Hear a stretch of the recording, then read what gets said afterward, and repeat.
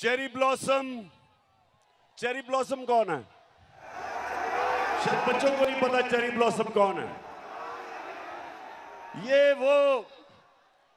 ये वो है कि इसका बड़ा भाई नवाज शरीफ और उसकी बेटी वो फौज को बुरा भला कहते हैं और ये बूट पॉलिश करता है।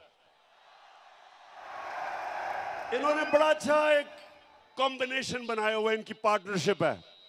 और बड़ा भाई भी क्योंकि बड़ा बुज़दिल है, वो जब मुल्क से बाहर जाता है तो फौज को बुरा भला कहता है और छोटा भाई जूते पॉलिश करता है। तो ये दोनों इसने कोई कल इसने तकरीर की, जरा सुने।